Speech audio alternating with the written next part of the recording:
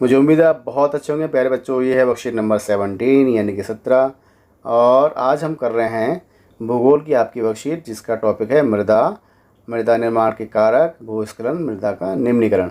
और आज तारीख है 17 सितंबर 2021। तो प्यारे बच्चों, मृदा क्या होती है? यहाँ पे क्वेश्चन आता है मृदा मतलब क्या। मृदा अर्थात पृथ्वी के पृष्ठ पर दानेदार कणों के आवरण की पतली परत मृदा कहलाती है। ठीक है, जो हमारे पृथ्वी के ऊपर दानेदार कणों से एक पतली सी परत बनी हुई है उसे हम बोलते हैं मृदा यानी मिट्टी।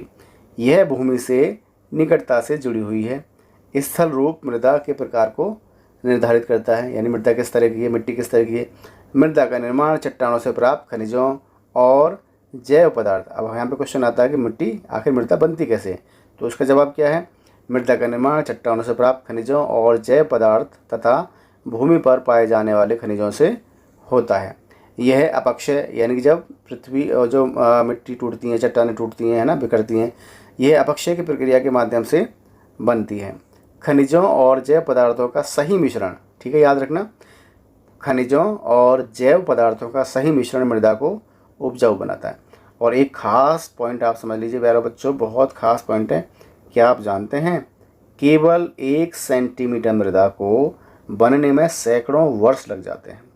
सोचिए, अगर हम पृथ्वी पर 1 सेंटीमीटर मृदा को अगर परत हमने आसपास अगर बनाया बनती है, नेचुरली बनती है, प्राकृतिक रूप से बनती है, तो उसे 1 सेंटीमीटर मृदा को बनने में कई वर्ष, सैकड़ों वर्ष लग जाते हैं। तो ये बहुत ख़ास चीज़ है मृदा, यानी कि ये अनमोल है, इसे हम ध्यान से हमें इसको रखना चाहिए। हमें यानी कि भूमि प्रदूषण या मृदा प्रदूषण जैसी चीज़ों से बचना चाहिए, इसको भी हमें सही रखना चाहिए। अब बात करें प्यारे बच्चों मृदा यानी कि मिट्टी, मृदा निर्माण के कारक। आखिर मृदा कैसे कैसे बनती है, इसको और डिटेल में समझते हैं और विस्तार से समझते हैं। मृदा निर्माण के मुख्य कारक इस प्रकार हैं। कौन कौन से हैं? पहला, जनक शैल का स्वरूप, यानी जिस चट्टान से वो बना है उसका स्वरूप कैसा है उस पर भी निर्भर करेगा। जैसे जनक शैल में रंग कैसा है, गठन कैसा है, रासायनिक गुण धर्म कैसे हैं, खनिज की मात्रा कितनी है और पारगम्यता का को निर्धारित करती है। ठीक है। दूसरी बात करें जलवायु कारक, यानी कि जलवायु कैसी है, जैसे जलवायु, तापमान, वर्षा, अपक्षय और ह्यूमस निर्माण की दर को प्रभावित करते हैं। तीसरा क्या है? स्थलाकृति, यानी कि स्थल की जो आकृति वो कैसी है, कि वो बहुत ऊंचा स्थान है, तुंगता, ढाल मृदा के संचय को निर्धारित करती है। और बात करें जैव पदार्थों की भूमिका, उसमें वनस्पति यानी पेड़ पौधे कितने हैं, प्राणी जात यानी कि उसमें कितने जीव जंतु के अवशेष हैं, सूक्ष्म जीव कितने, ह्यूमस निर्माण की दर को ये सब प्रभावित करती हैं। और क्या है? मृदा निर्माण के संगठन में लगा समय, और ये सब काम होने में कितना समय लगा उस पर भी मृदा का जो क्वालिटी है, मृदा का जो प्रकार है उस पर भी निर्भर करेगा। जैसे कि यहाँ पे आप देख सकते हैं समय मृदा परिच्छेदिका की मोटाई को निश्चित करता है, यानी कि अभी जैसे हमने यहाँ पे पढ़ा था कि 1 सेंटीमीटर में सैकड़ों वर्ष लग जाते हैं, तो इस पर भी निर्भर करेगा कि उसमें समय कितना लगा, उसी पर उसकी क्वालिटी और मोटाई निर्भर करेगी मृदा की। ठीक है। ये जो चित्र है प्यारे बच्चों आप देख सकते हैं, आपकी जो पुस्तक है मृदा निर्माण को प्रभावित करने वाले कारक, एनसीईआरटी की पुस्तक में से। ठीक है। अब हम समझते हैं भूस्खलन। भूस्खलन क्या होता है? जैसा कि आप यहाँ देख सकते हैं, भूस्खलन के बारे में बात हुई है। भूस्खलन, भूस्खलन को सामान्य रूप से शैल, मलबा या ढाल से गिरने वाली मिट्टी के बृहद संचलन के रूप में परिभाषित किया जाता है। ये प्रायः भूकंप, बाढ़, ज्वालामुखी के साथ घटित होते हैं। लंबे समय तक भारी वर्षा होने से भूस्खलन होता है। जैसे अभी आपने सुना होगा कि पहाड़ों पर बहुत ज़्यादा भूस्खलन हो गया है ना, पहाड़ टूट गया, पहाड़ गिर गया और बहुत सारे लोग वहाँ मलबे में दब के मर गए, है ना, तो उसे बोलते हैं भूस्खलन। सोचिए भूस्खलन कितना ज़्यादा खतरनाक होता है, भूस्खलन से कितने ज़्यादा नुकसान हमें होते हैं, जैसे कि आप यहाँ पे देख पा रहे हैं। इस चित्र में अगर आप ध्यान से देखेंगे, इस चित्र को थोड़ा ध्यान से समझने का प्रयास करते हैं। यहाँ पर ये देखिए, यहाँ आपको दिख रहा है, यहाँ पर ये जो है प्यारे बच्चों, यहाँ पर ये मिट्टी, ये कहीं चट्टान पूरी की पूरी यहाँ से खिसक गई है। अब सोचिए यहाँ पे अगर घर बने होते तो उनका क्या होगा, है ना, यहाँ कुछ लोग खड़े होते, यहाँ कुछ पशु होते, कोई टावर लगा होता, कोई सड़क होती, तो यहाँ पर क्या होता। तो इस तरीके से भूस्खलन का दुष्प्रभाव पृथ्वी पर, समाज पर, है ना, पशुओं पर और हमारे संसाधनों पर पड़ता है। याद रखिए प्यारे बच्चों, ठीक है। अब बात करते हैं ये कहाँ कहाँ कैसे कैसे होता है, दोबारा से समझते हैं। भूस्खलन को सामान्य रूप से शैल, मलबा या ढाल से गिरने वाली मिट्टी के बृहद संचलन के रूप में परिभाषित किया जाता है। ये प्रायः भूकंप, जब भूकंप की वजह से होता है, बाढ़ की वजह से होता है, ज्वालामुखी के साथ घटित होता है। कहीं भी ज्वालामुखी फट गया तो भूस्खलन हो जाता है। लंबे समय तक भारी वर्षा होने से भी भूस्खलन हो जाता है। जैसे यहाँ पे बहुत तेज़ बारिश हुई और यहाँ थोड़ा सा पानी उसमें भर गया और वो पूरा पूरा भूस्खलन, यानी पूरी जो ज़मीन है खिसक गई, ठीक है ना, पैरों तले ज़मीन खिसक जाना, तो यहाँ पे ज़मीन खिसकना है ये, ठीक है। न्यूनीकरण, अब न्यूनीकरण क्रियाविधि क्या होती है? वैज्ञानिक प्रविधियों के विकास से हमें समझने की शक्ति मिली है कि भूस्खलन उत्पन्न होने के कौन कौन से कारक हैं और उनका प्रबंधन कैसे करना है। भूस्खलन को रोकने की कुछ प्रविधियाँ निम्न हैं। क्या उनसे पहली बात कर लेते हैं। भूस्खलन प्रभावित क्षेत्रों का मानचित्र बनाकर इसमें प्रभावित होने वाले स्थानों को इंगित यानी पहचान करनी चाहिए। इस प्रकार इन क्षेत्रों को आवास बनाने के लिए छोड़ा जा सकता है, यानी कि यहाँ पे आवास हमें घर नहीं बनाने चाहिए। ऐसे स्थान जहाँ पे हमें लगे कि यहाँ पर भूस्खलन हो सकता है भविष्य में, तो वहाँ पे हमें बस्तियाँ नहीं बसानी चाहिए, शहर नहीं बसाने चाहिए, क्योंकि वहाँ पर अगर घर बना लिए तो हो सकता है भूस्खलन के समय घर ज़मीन में चला जाए, है ना, इस तरीके से खिसक जाए, टूट जाए, जान माल का नुकसान हो जाए, तो हमें उसको रोकना होगा।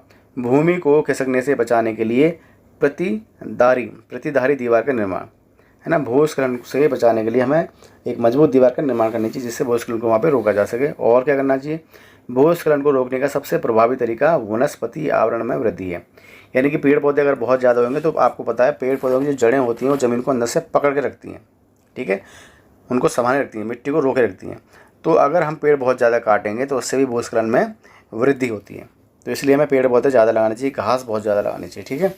सतही अपवाह तथा झरना प्रवाहों के साथ साथ भूस्खलन की गतिशीलता को अनियंत्रित करने के लिए पृष्ठीय अपवाह नियंत्रण उपाय कार्यान्वित किए जाने चाहिए, है ना। झरनों से क्या होता है? झरना आपको पता है ना, जब ऊपर से पानी गिरता है और जब ज़मीन पर थोड़ा पानी बहता है, तो इन सब चीज़ों का हमें ध्यान रखना चाहिए।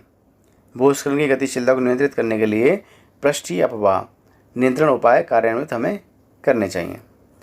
अब बात करते हैं प्यारे बच्चों मृदा का निम्नीकरण। मृदा का निम्नीकरण ये क्या होता है, इसको भी हम थोड़ा समझने का प्रयास करेंगे।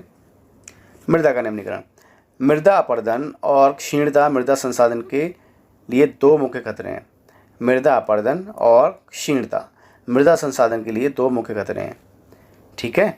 मानवीय और प्राकृतिक दोनों ही कारकों से मृदाओं का निम्नीकरण हो सकता है। अब निम्नीकरण समझ रहे हो आप क्या है? यानी जब मिट्टी का नुकसान होता है, मिट्टी का क्षय होता है, जैसे कि बाढ़ में मिट्टी बह जाना, है ना, भूस्खलन में मिट्टी का बह जाना, ओके, और पेड़ पौधों की कटाई की वजह से मिट्टी का नुकसान होना, तो प्राकृतिक और मानव कारकों की वजह से निम्नीकरण हो सकता है। मृदा के निम्नीकरण में सहायक कारक वनोन्मूलन का मतलब क्या होता है? जब बहुत ज़्यादा वनों की कटाई होती है, जब बहुत सारे वनों को हम काट डालते हैं, उसे बोलते हैं वनोन्मूलन। और अतिचरण, बहुत ज़्यादा कटाई करते हैं और वहाँ पे एक तरीके से बहुत बड़ी बड़ी फैक्ट्री लगा देते हैं, सारे पेड़ पौधे खत्म करते हैं, कंक्रीट के जंगल बना देते हैं। और रासायनिक उर्वरकों और कीटनाशकों का अत्यधिक उपयोग, वर्षा दोहन, बहुत ज़्यादा वर्षा की वजह से होता है। भूस्खलन और बाढ़ की वजह से क्या हो रहा है प्यारे बच्चों? निम्नीकरण, मृदा का निम्नीकरण, यानी कि मिट्टी कम होती है, मृदा का नुकसान हो रहा है, इसे बोलते हैं मृदा का निम्नीकरण। तो प्यारे बच्चों अब इस वर्कशीट के आसान से तीन प्रश्न हैं, इनको हम जल्दी से कर लेते हैं। तो पहला इसमें प्रश्न है प्यारे बच्चों, मृदा का निर्माण कैसे होता है? अभी हमने पढ़ा पृथ्वी के पृष्ठ पर दानेदार कणों के आवरण की पतली परत को हम क्या बोलते हैं? मृदा कहलाती है। मृदा का निर्माण चट्टानों से प्राप्त खनिजों और जैव पदार्थ तथा भूमि पर पाए जाने वाले खनिजों से होता है। यह अपक्षय की प्रक्रिया के माध्यम से बनती है। खनिजों और जैव पदार्थों का सही मिश्रण मृदा को उपजाऊ बनाता है। तो ये हो गया मृदा का निर्माण, ओके। अब बात करते हैं मृदा के निर्माण को प्रभावित करने वाले कारक कौन कौन से हैं, आखिर किस किस चीज़ से मृदा का निर्माण प्रभावित होता है। तो प्यारे बच्चों मृदा के निर्माण को निम्नलिखित कारक प्रभावित करते हैं। पहला कारक जैसे आपने पढ़ा जनक शैल का, यहाँ पे प्यारे बच्चों श वाला आएगा, शैल, जनक शैल का स्वरूप। जनक शैल रंग, गठन, रासायनिक गुणधर्म, खनिज मात्रा, पारगम्यता को निर्धारित करता है, ठीक है। दूसरा क्या है? जलवायविक कारक, ये है यहाँ प्यारे बच्चों जलवायविक, तापमान, वर्षा, अपक्षय और ह्यूमस निर्माण की दर को प्रभावित करते हैं। ठीक है, अब हम थोड़ा सा और आगे बढ़ लेते हैं। यहाँ क्या लिखा है इसको भी समझने का प्रयास करेंगे। मिट्टी और उच्च, ये स्थलाकृति अर्थात वो पहाड़ है, निचला है, मैदान है, उच्चावच, तुंगता, ढाल मृदा के संचय को निर्धारित करते हैं। मिट्टी कहाँ जमेगी, अगर ढाल है, चट्टान, तो वहाँ पे मिट्टी नहीं जम पाएगी। ठीक है, तो इन सब कारणों से, इन सब तरीक़ों से मृदा का निर्माण होता है। ठीक है, स्थलाकृति। जैव पदार्थों की भूमिका। वनस्पति जात, प्राणी जात, सूक्ष्म जीव, ह्यूमस निर्माण की दर को प्रभावित करते हैं। ठीक है, ये भी मृदा के निर्माण को प्रभावित करते हैं। जैव पदार्थों की भूमिका कितनी है। और मृदा निर्माण के संगठन में लगा समय कितने लगा। मृदा परिच्छेदिका मोटाई को निश्चित करता है, यानी कि बहुत लंबा समय होगा, सैकड़ों हजारों सालों का, तो हो सकता है वहाँ पे मिट्टी बहुत या तो कम हो जाए या बहुत ज़्यादा हो जाए। ठीक है, तो इन सब कारणों से मृदा का निर्माण होता है। तो प्यारे बच्चों, ये थी आपकी आज की वर्कशीट, और आप अपना बहुत ध्यान रखिए, बहुत खुश रखिए, पूरी मेहनत से पढ़िए और स्वस्थ रहिए और मस्त रहिए। ठीक है प्यारे बच्चों, आपका बहुत बहुत शुक्रिया, धन्यवाद।